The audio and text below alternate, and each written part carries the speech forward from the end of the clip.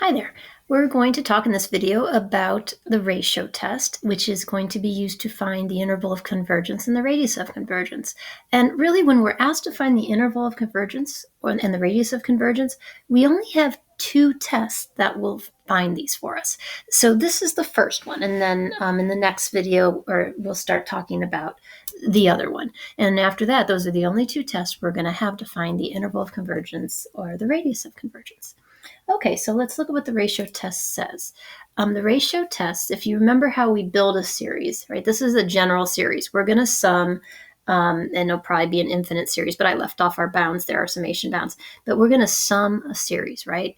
And then if you're going to find, it wants us to find the limit as n approaches infinity of that ratio. So I don't know how much you remember about building these terms, but when we are making these series, but when you're writing a series, I'm just going to write series A, N, okay?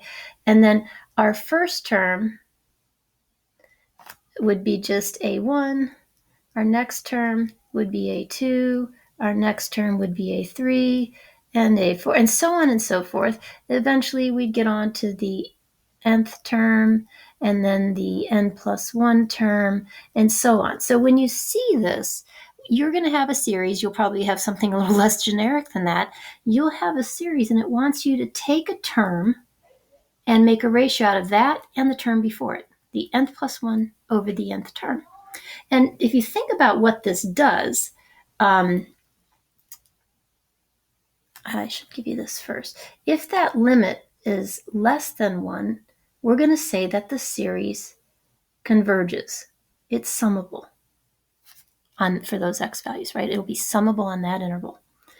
If the limit is greater than 1, this ratio comes out to be bigger than 1, then the series is not going to be summable for those values. And this is the bummer of the ratio test. And this causes a whole lot of trouble for us in the second half of chapter 9, right? Is this when the ratio test won't tell us what happens at the endpoints, we have to find a few different ways to figure out if the endpoints are actually summable or not. All right, so I want you to think about this. Suppose we have a series, and I'll just make it a general series, and let's suppose that the first term is 1/2. And the next term is 1/3, and the next term is 1/4, and the next term is 1/5, and so on and so forth, right? We're just going to look at that. The terms are getting smaller, and in your mind, summing an infinite number of things is tough to wrap your mind around, but in your head, you should be thinking it'd be much easier to sum a series whose terms get smaller. That seems like it might almost be likely, right? Than it would be to sum a series whose terms got bigger. So let's take a look at this. If we were to take a term over a term, 1/5 over 1/4, we get 4/5. Notice how that is less than 1. And that's kind of a very simplistic version of why we're saying that if the ratio comes out less than 1, that limit can be made less than 1, that those x values, it must converge. And I think you could probably picture if I wrote a series whose terms get bigger, 1, 2, 3, 4, 5, on to infinity. It doesn't seem likely. I mean, that's not going to sum, right? We know that. And if you were to let's do it. Why say suppose I do? Why not just do it? 1, 2, 3, 4, 5, and so on.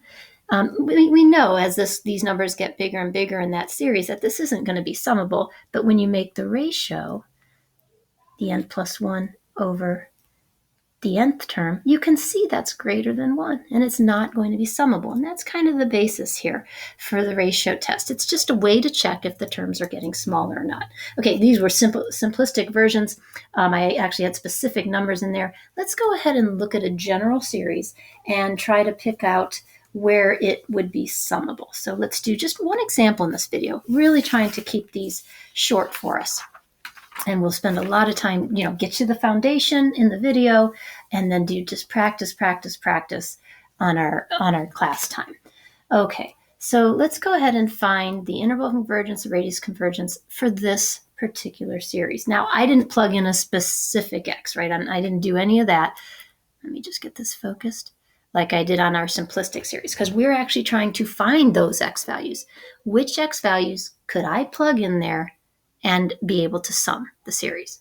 Okay, so let's go ahead and take a look at our ratio test. Our ratio test says we're supposed to find the limit as n approaches infinity of the nth plus 1 term over the nth term. Okay, so the n plus 1 term would just be x to the n plus 1 over n plus 1. That's the n plus 1 term. And then we're going to divide it by the nth term, which is x to the n over n, right? Just like this. And we want to find the x values where this will converge. So we want to find the x values for which that ratio will be less than 1. And the rest is just a little bit of algebra. The concept, the calculus, if the terms are getting smaller, I'm going to be able to sum them, is pretty cool. And then the rest, like I said, maybe that's not as cool. It's just a little bit of algebra too.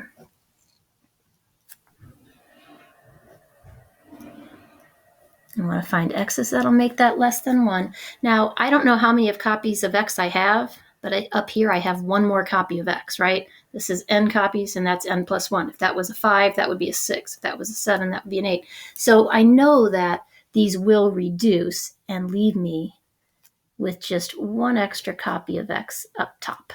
Okay, so we do want to do some of that reducing. Now, this limit, that there has really nothing to do with the limit as n approaches infinity. This x doesn't need to be in there.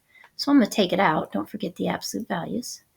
And I'm going to just rewrite this so I can really look at the limit without anything else cluttering.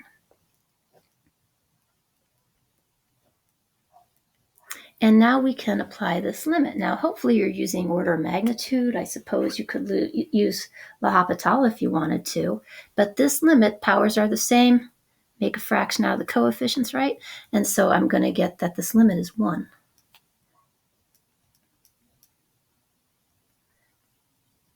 And we solve a little equation, absolute value of x times 1. So absolute value of x is less than 1. That gives us everything between negative 1 and 1. So we would say that if we pick a number, any number between negative 1 and 1, and plug it in up here for x, that series is going to be summable. We don't give a care what the sum is, right? That's not our responsibility right now, unless it's e, sine, cosine, and the one we're going to work on in the next video.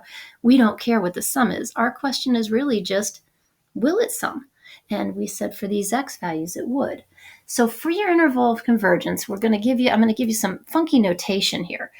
Your interval of convergence is between negative 1 and 1. But remember, if we plug in a 1 or a negative 1, let's just go right back to this step. If we plug in a 1, the absolute value of 1 is 1. 1 times 1 is 1. 1 is equal to 1. So we're inconclusive here. We don't know what that does. And if we were to plug in a negative 1 to this statement, negative 1, the absolute value is 1 times 1 is 1, which is also equal to 1. The problem with the ratio test is that at the endpoints, we're always going to be inconclusive. And like I said, that is going to cause us a little bit of headache in the second half of Chapter 9. It's not bad, but once you got to get started and get your head wrapped around what we're doing, okay? So this is the notation that we're going to have you use for the interval and notation for the ratio test, because you just don't know what's going to happen at those endpoints. Okay, so our radius of convergence, you can use that formula if you want, or you can just kind of take a peek at this. This looks like it was centered where? Well, I would guess that this was centered at 0. And we'll do this a little more in class. This would be centered at 0. And I'm guessing that because I know how to build a polynomial. I don't see an x minus blah to the nth. If I saw an x minus 2 to the nth, I'd say it's centered at 2. X minus 3 to the nth, I'd say it's centered at 3. I don't see an x minus anything, so we're centered at 0, which is kind of cool because 0 is in our center of our interval of convergence. That's good, yeah? So our radius of convergence, you can use the formula the b minus a, which is 2, divided by 2. Or you could just kind of use a little common sense. Eventually, it might not be common sense yet on your very first example, but eventually you'll get pretty quick at those, getting the radius of convergence once you have the interval. All right, folks, that's it. We're going to do some practice in class.